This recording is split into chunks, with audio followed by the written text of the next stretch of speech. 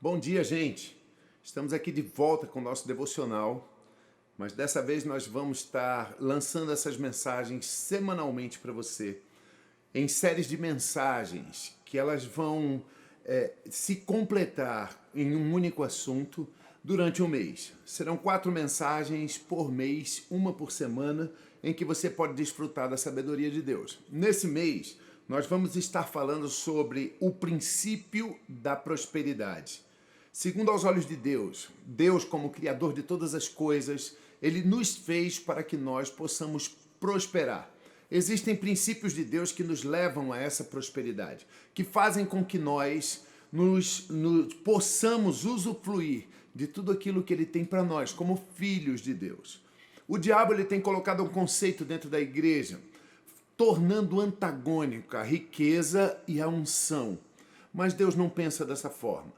Então, através da revelação da palavra, nós viemos destruir essa arma satânica para que você entenda que o teu Pai, Ele quer que você seja santo e que você seja próspero e rico, como Ele já te vê aqui nessa terra. Eu queria começar com vocês em Jeremias, capítulo 17, no verso 5, onde Deus diz assim pela boca do profeta: Assim diz o Senhor, maldito o homem que confia no homem, e faz da carne mortal o seu braço, e aparta o seu coração do Senhor. Bem, gente, eu já vi inúmeros ensinamentos completamente distorcidos a respeito desse verso. A Bíblia não está falando de uma confiança mútua, nem relacional entre homens e outros homens. A Bíblia está falando em amparo de confiança, em alicerce sobre o qual nós caminharemos confiantes. Então a Bíblia está colocando aqui que o homem que confia na sua própria capacidade, no seu próprio braço, no seu próprio desempenho em realizar proventos e provisões para a sua própria vida, esse homem é amaldiçoado pela própria posição secular. Nós entendemos, e vamos falar disso daqui a pouco, que quando o homem vira as costas para Deus no Éden e ele se volta para uma vida autoinsuficiente através da sua própria análise do bem e do mal, que esse homem se torna maldito e que toda a terra à sua volta torna-se maldita. Então é muito claro quando nós vemos, depois de alguns milênios, Deus falando pela boca do profeta Jeremias que o homem que confia nesse sistema caído, que foi gerado não da vontade de Deus, mas da desventura do homem em se desviar do que Deus queria para ele, que esse homem automaticamente ele está caminhando em um sistema de maldição. Então Deus diz assim, que o homem que confia nele próprio é um homem que naturalmente caminha nessa maldição. Ele acaba apartando o seu coração do Senhor. Veja bem o que eu quero falar. Falando a respeito de princípios de prosperidade, eu quero chamar vocês para ler uma passagem da Bíblia. Em Gênesis capítulo 2, do verso 7 em diante, nós vamos ver a Escritura dizendo dessa forma.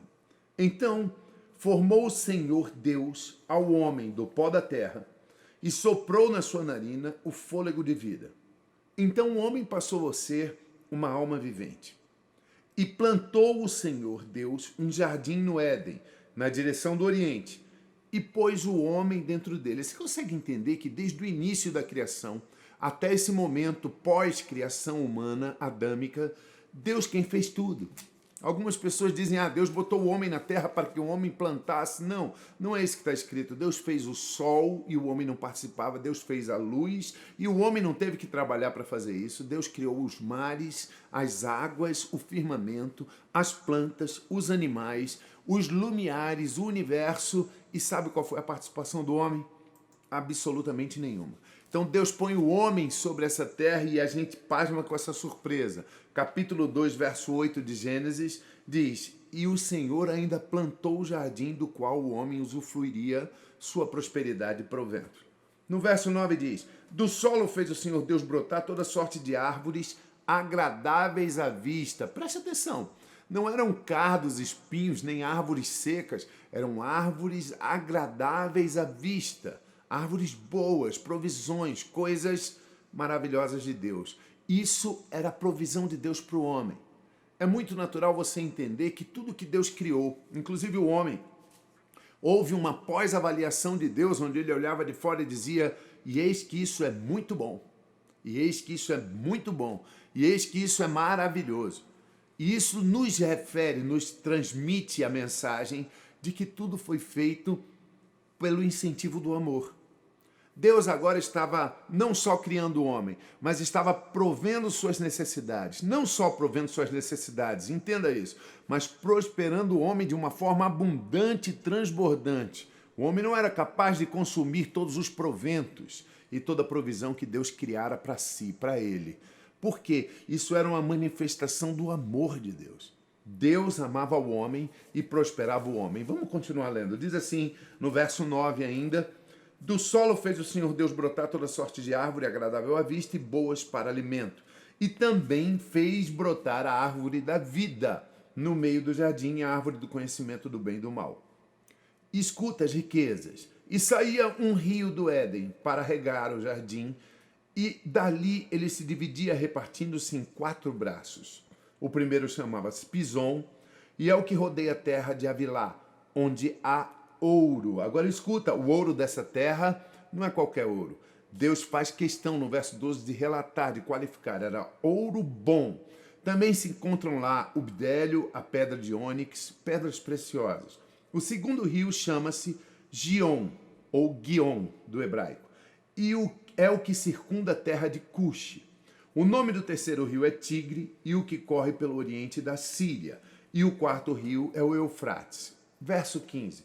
Tomou, pois, o Senhor Deus ao homem e colocou ele no jardim para cultivar e para o guardar. Então Deus pega o homem e, por amor ao homem, coloca ele no centro de um local de extrema e abundante provisão. Gente, escuta o que eu estou te falando, porque essa é a demonstração mais clara da perfeita vontade de Deus para todos os seus filhos. Ele cria o homem e o coloca no centro de um local de provisão abundante, infinita, irrevogável. Mas aí vem o verso 16 e diz assim, preste atenção nisso, gente. E o Senhor Deus lhe deu esta ordem: de toda árvore do jardim tu comerás livremente, ela será para a tua prosperidade. E o verso 17, mas da árvore do conhecimento do bem e do mal, dela tu não comerás, porque no dia em que tu comeres dela, então certamente você morrerá.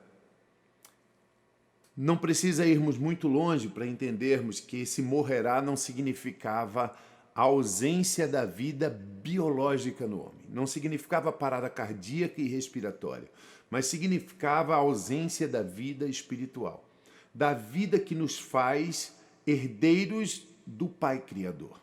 Então Deus diz, cara, a hora que você comer dessa parte consagrada, você certamente perderá o acesso a toda essa riqueza que eu criei por amor. O que eu quero passar para vocês hoje desse texto é que Deus deu ao homem o domínio sobre toda a terra, o domínio sobre todos os animais e todas as árvores que eram agradáveis à vista, que eram agradáveis ao paladar. Não eram vitaminas para que o homem mantesse vivo, mas eram os desejos que seriam gerados pelo aprazível visual dessas árvores, supridos, dados ao homem. Você entende isso? Era a verdadeira prosperidade. Mas existia uma árvore que ele não podia comer. Perdão. E eu pergunto às pessoas, por que será que Deus não deu essa única árvore para o homem? Deus não precisava dessa árvore, ele era dono de tudo. E Deus já havia dado agora ao homem todas as outras. Por que não esta? E ele diz, no dia que você comer dessa, então você morrerá. Eu digo para vocês que tudo que Deus deu ao homem foi por amor. Mas o amor ele tem particularidades em sua essência. O amor ele não é unilateral. O amor, para ser amor, ele precisa de um alvo para ser amado. Você entende que a essência de Deus é amor e que a necessidade de Deus de criar o homem, um ser à sua imagem e semelhança. Imagem e semelhança para que houvesse comunhão, para que houvesse igualdade de pensamentos, de sentimentos. Deus precisava desse homem para que Deus fosse o que ele é, o amor, porque o amor precisa de um alvo para amar. Mas o amor ele tem na sua essência o dar.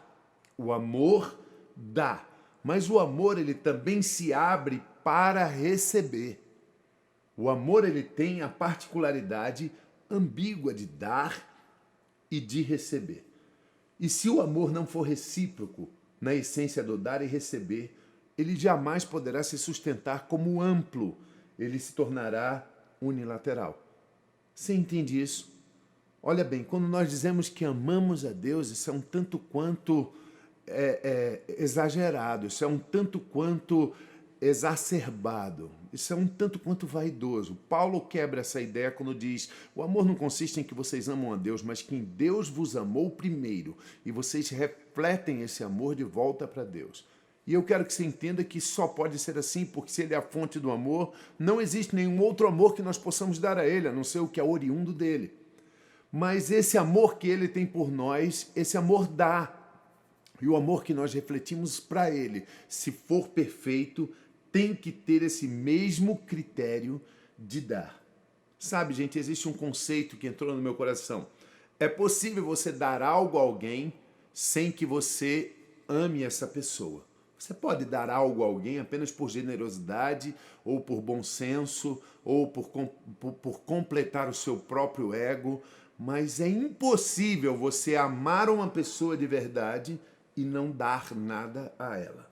Daí o famoso verso da Bíblia: Deus amou o mundo de tal maneira que deu. Aquela árvore, sabe, gente, ela era a parte santa e consagrada que trazia ao homem a condição de devolver este dar para Deus. E que enquanto ele fazia isso, enquanto ele fizesse isso, ele teria todo o resto em provisão abundante, tranquila, pacífica, sobrenatural e divina. Essa é a nossa primeira mensagem. Nesse mês, semana que vem, nós estaremos aqui completando esse raciocínio. Não perca, porque no final desse raciocínio você vai aprender como é que Deus enxerga a tua prosperidade e o que você tem que fazer, o que você tem que refletir para que você viva numa ampla prosperidade. Felicidade, paz, harmonia, mas também provisão, riqueza, capacidade financeira, poder, em o nome de Jesus. Nós estaremos aqui na próxima semana. Não perca, com o complemento dessa mensagem, Princípios da Prosperidade. Que Deus abençoe tua vida e não perca, se você puder, nos fazer uma visita na Rua Teresina, 534, Vila Bertioga, Moca. Rua Teresina, 534, Vila Bertioga, Moca. Nossos cultos são terça-feira, às 20 horas, culto da palavra. Quinta-feira, às 20 horas, escola de oração, onde nós estamos levantando grandes clamores, com grandes testemunhos de milagres. E domingo, 10 da manhã e 19 horas, no culto da família. Rua Teresina, 534, Vila Bertioga, Moca. Você será o nosso convidado de honra. Que Deus abençoe tua vida e até semana que vem.